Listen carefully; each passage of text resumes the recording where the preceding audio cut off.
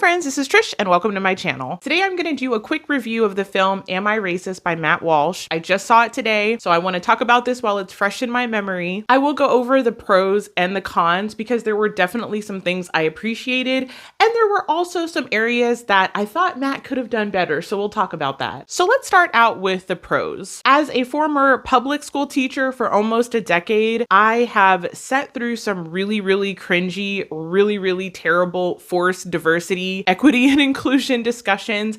And I thought that Matt did a really good job of showing the dark side of that world. In some of my trainings, we did literally sit around and try to brainstorm list of things that would constitute whiteness and talk about how we could be sure to eliminate whiteness. So I know a lot of people, if you haven't been in that world, you kind of wonder, is this for real? Do people really talk like that? And the answer is yes, it is real, it is true. Now, I will say that that represents the extreme end of the DEI world. It's not all like that, but there's enough of that that is real and concerning, and Matt obviously shows that in this film. Along with pointing out some of the extreme thinking, I think he also does a really good job of pointing out the hypocrisy that occurs often in this world. In some of these trainings, even in Matt Walsh's film, they'll ask questions like, when you think of whiteness, what do you think of? And it's not uncommon for people to say cringy, oppressive, gross. And of course, that double standard would never happen if you said, think of what words come to mind when you hear blackness. So I think it's important to point out some of those double standards. I think Matt Walsh also does a good job of pointing out how sometimes there can be an over-identification with victimhood for people that are really in some pretty good situations. So for example, towards the beginning of the film, there is a kind of like a small group leader that is getting paid $30,000 to lead this group in teaching people about their whiteness. And at some point in the film, she essentially refers to how she so often feels unsafe and is in danger just because of her blackness. And Matt Walsh kind of funnily says like, you're safe here, you're fine here. Cause it's like, obviously like this lady's getting paid loads of money to talk to white people where she's an authority in the room. She's being respected. She's being revered. So I do think the film kind of shows how a lot of that can get kind of silly in 2024. In many instances, Black people are way better off in terms of opportunities, in terms of resources that are available, and even in terms of being able to look at people in high positions and say, hey, that person looks like me. Look what I could do if I work hard. So I think he illustrates that point that sometimes with a certain victim narrative, people can have this idea that somehow they're more oppressed in 2024 than their grandparents were in 1954, and that's just silliness. I also appreciate that through the film, Matt does show how there can be financial motivations in the DEI world. A lot of these authors make millions of dollars. The training programs bring in millions of dollars a year. An author like Robin DiAngelo can get $15,000 per hour for speaking. So correlation doesn't equal causation, but you can see that it is possible that some people would really lean into these themes, possibly in order to make money. And I think he shows that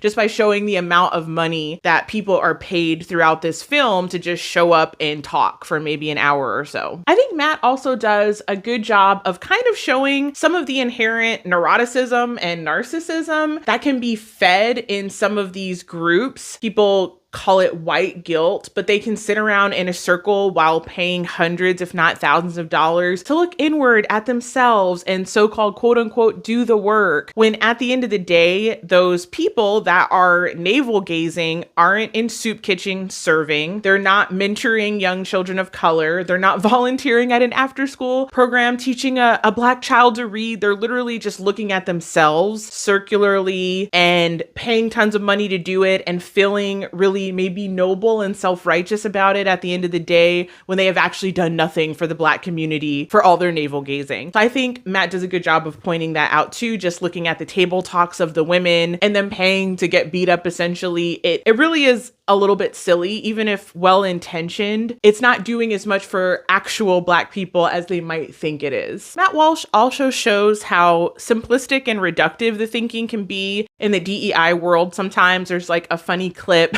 where essentially this white lady tells Matt he's on top of the food chain because he's a white cisgendered male. And so there's so many oversimplifications that they end up looking racist themselves in their fight against racism. And something else similar happens in one of the Robin DiAngelo clips. She's essentially talking about how she thinks about if she smiles too big at a Black person, because there's this part of her that wants to show Black people she's an ally, and she's so terrible for that, so she needs to smile less.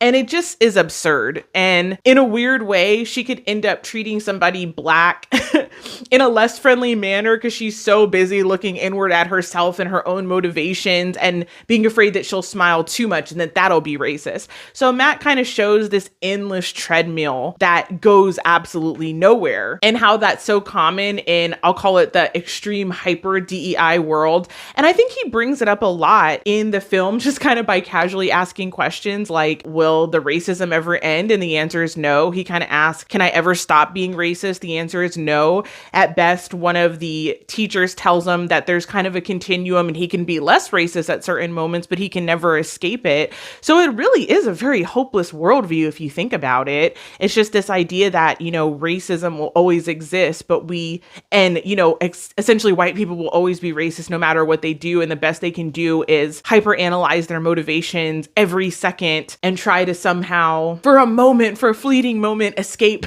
their whiteness. It is really kind of a mess. And he does a good job of illustrating that. I also did enjoy a segment of the film where essentially he's talking to real life people on the streets that hopefully are not paid actors. And a lot of them end up essentially saying that they're not hyper focused on color, they're not hyper focused on racism, that they treat people based upon how the person behaves toward them. So the first thing that they're thinking is not whether this person is Black, it's whether or not this is a kind person that's treating them with respect. And I think that's fair. And then he goes into Black neighborhoods, and essentially one of the people who I believe is a minister essentially said the thing that will overcome racism is love. And he also interviews somebody that was an immigrant into the United States that's Black, and he was essentially saying that he thought America was a great country and he didn't see it as fundamentally inherently racist. So to the extent that these interviews are true, and of course they're on camera, so that affects how people will talk, but to the extent that they're true, I think what Matt Walsh is trying to say is that the average person is not going around thinking about race all the time. The average Black person is not thinking about how oppressed they are all the time. The average white person isn't thinking about how much they hate people of color all the time. That things are much more normal and relaxed than maybe the hyper DEI world would have you think. Because, even in the clips in the commercials, there's this, woman essentially saying that pretty much America's doomed. It can't be saved. It's not even worth saving. It's essentially all doom and gloom in regards to race. But Matt contrasts that with just the average person on the street that doesn't see things that way. So I thought that that was helpful, because in many ways, I think that that can be true. But, and it's a big but, this is where I transition into my critiques of the film and some things that I wish could have happened or been done differently. I do think by the nature of this film, it was done with a lack of good faith effort to connect with people and get nuance and really understand the why behind the what. Because it's easy to take the most extreme clips of what somebody's saying and laugh at them and make fun of them, but it's a lot harder to really be able to explain and understand what they believe and why. And that is such a thing that I felt like the film missed so much. I found myself thinking, even though I was laughing at the funny parts, I was thinking, I wish Matt would stop interrupting. I wish he would have let the ladies talk. I wanted to hear what they had to say. I wanted to hear their argument, because I think it's far more powerful, rather than taking out sound bites, is to hear what somebody is saying in context and be able to really grapple with their arguments and what they're saying. And I think that's where the film really, really fell short for me. I would have loved to have heard more from the speakers. And of course, the fact fact that he kind of set these situations up by deception, I think it's really easy to be caught off guard because of how he was behaving and how sort of outrageous and outlandish some of the questions were. I can understand how somebody kind of could have felt backed in the corner and sort of confused and thrown off their A game, whereas if he would have been honest and set it up as, hey, I genuinely want to understand your points. I want to understand your experience, your worldview. What would you like to see from me? It's like maybe they could have met in the middle somehow. And that would be another critique that I have of the film. I feel like Matt Walsh represents the other extreme of the problem.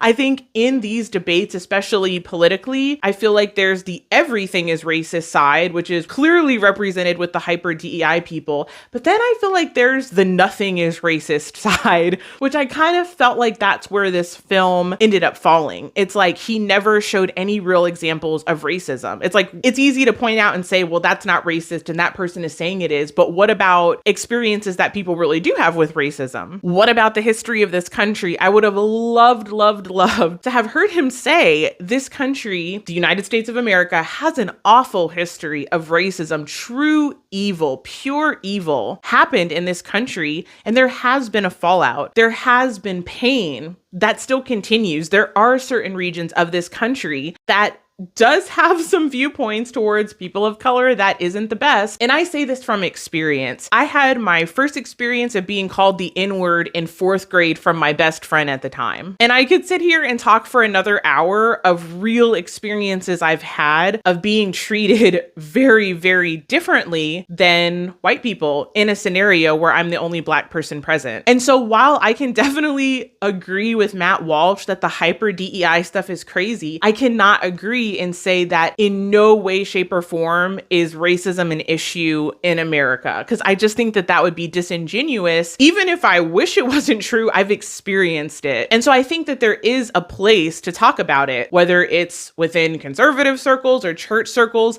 I think we shouldn't take the hyper DEI madness and then say, okay, there's not a problem at all, because then you're cutting out a lot of people that would be on your side because they're saying, well, wait a second, you're acting like there's no issue at all. And that's kind of the primary summary of the issue that I had with this movie. I felt like it wasn't balanced at all. And I'm sure that that's not what he was going for, because it doesn't fit with the theme of making fun of these hyper DEI people. But I don't think it was completely honest at the same time. So to summarize that point, I think there was a missed opportunity for meaningful dialogue and nuance and maybe even meeting in the middle. I also really didn't quite like how he brought up the story of the little girls that were ignored at Disneyland by the Sesame Street character, because I thought he was going to expose that as like either something that was false or something that didn't happen, or maybe the character was like a Black and there was going to be some huge gotcha moment, but he just brought it up really fast. And it almost seemed like Matt was just saying that the mom was looking for money and that's why she was making a big deal of it. And then he moved on super fast from that story. And I'm actually really curious about that,